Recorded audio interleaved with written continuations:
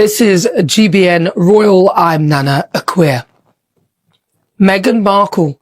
Can things get any worse?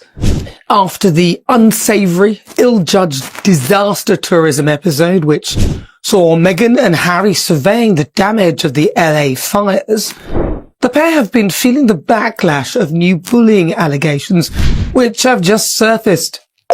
Meghan Markle's behaviour, some claimed, led to them seeking therapy after their experience working with her.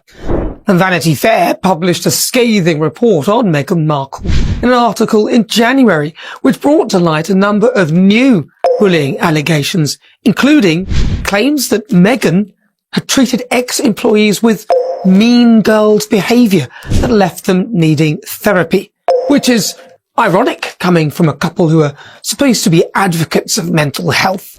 They appear to have left a trail of broken people behind them.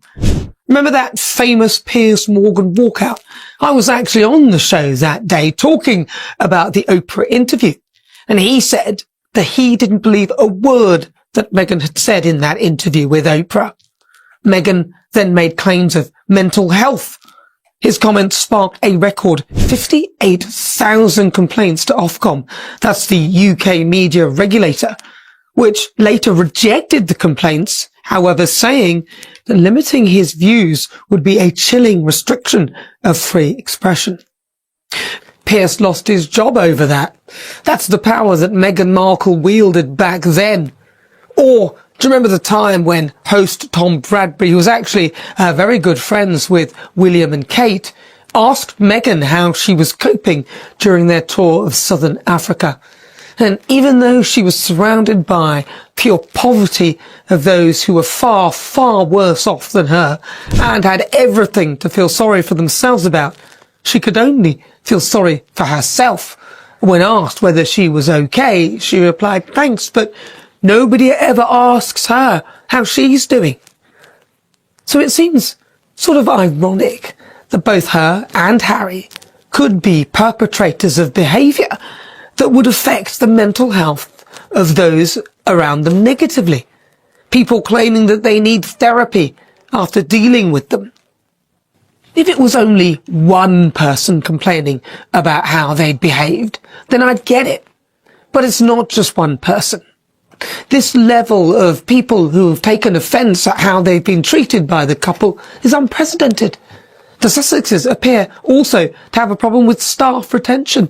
They don't seem to be able to hang on to anyone. Back in September last year, The Hollywood Reporter included claims about the Duchess that were extremely critical. One in particular where an ex-employee had said that Meghan was a dictator in high heels. The article actually read, "Why did they all leave? What explains the churn?" And in quotes, "Everyone's terrified of Meghan." A source close to the couple claimed, In March 2021, the British media landscape was rocked by a significant event: Piers Morgan's abrupt departure from ITV's flagship morning show, Good Morning Britain, GMB. This incident not only highlighted the intense scrutiny surrounding Meghan Markle but also ignited a broader conversation about freedom of speech, media responsibility, and the evolving dynamics of public discourse. The sequence of events began with Meghan Markle and Prince Harry's candid interview with Oprah Winfrey. In this televised conversation, Meghan opened up about her struggles within the royal family, touching upon sensitive topics such as mental health challenges and experiences of racial bias. She revealed that she had experienced suicidal thoughts and felt unsupported by the institution. These revelations sent shockwaves across the globe, prompting widespread discussions about the British monarchy and its internal dynamics. Piers Morgan, known for his forthright opinions, was particularly vocal in his skepticism of Meghan's claims. On GMB, he expressed disbelief regarding her accounts of mental health struggles and alleged mistreatment within the royal institution. His remarks included statements like, "I don't believe a word she says," which many perceived as dismissive of mental health issues and personal experiences. Morgan's comments were met with immediate backlash, with critics accusing him of undermining the seriousness of mental health issues and perpetuating a culture of disbelief toward individuals sharing their personal struggles. Morgan's comments did not go unnoticed. They sparked a significant public outcry, leading to over 41,000 complaints being filed with Ofcom, the UK's communications regulator. The situation reached a tipping point during a live GMB broadcast when co-host Alex Beresford challenged Morgan's views, leading to a heated exchange. Beresford highlighted Morgan's personal history with Meghan, suggesting that his criticism was influenced by personal grievances. Feeling confronted, Morgan walked off the set, and shortly thereafter, it was announced that he would be leaving the show. This departure marked a significant moment in British broadcasting, raising questions about the balance between free expression and accountability in media. In the aftermath, various media personalities weighed in on the controversy. Among them was Nana Akua, a presenter for GB News, who emerged as a staunch defender of Morgan's right to express his opinions. Akua emphasized the importance of free speech, arguing that Morgan's critiques were within his rights and that the backlash he faced was indicative of a broader issue concerning the suppression of dissenting voices in media. She contended that the media landscape was becoming increasingly intolerant of opinions that deviate from mainstream narratives, and Morgan's departure exemplified this trend. Akua's defense of Morgan was consistent with her broader critiques of Meghan Markle and Prince Harry. She has frequently voiced her perspectives on the couple's actions and public statements. For instance, in one of her segments, Akua discussed Meghan's entrepreneurial ventures, such as the launch of her own brand of jam.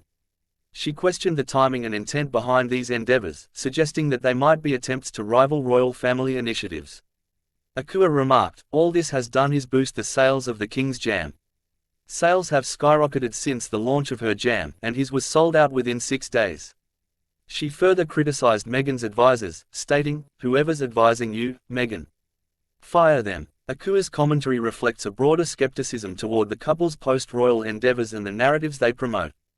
The discussions surrounding Morgan's departure and Akua's subsequent commentary highlight the ongoing debates about media freedom, the role of public figures in shaping narratives, and the boundaries of personal opinion in public discourse.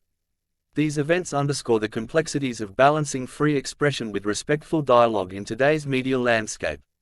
They also raise questions about the responsibilities of media personalities in discussing sensitive topics, the potential consequences of public criticism, and the evolving standards of accountability in broadcasting. In conclusion, the controversy surrounding Piers Morgan's exit from Good Morning Britain and the subsequent defense by Nana Akua serves as a powerful example of the ongoing media debate over free speech and personal responsibility. The clash between Morgan and Meghan Markle, fueled by the latter's explosive interview with Oprah Winfrey, ignited a larger conversation about the role of public figures in shaping public narratives and the fine line between expressing personal opinions and upholding journalistic integrity. As Morgan faced intense backlash for his remarks, it became clear that public figures in the media are not immune to the consequences of their words, especially when addressing sensitive issues such as mental health and racial bias.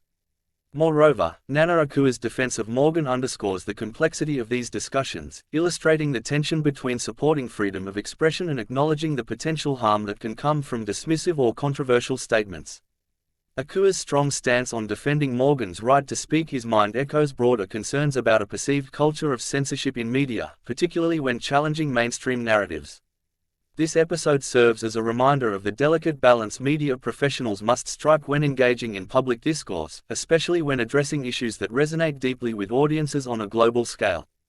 The repercussions of these events continue to ripple across the media landscape, shaping future debates on media responsibility, freedom of speech, and the personal accountability of those who hold public platforms.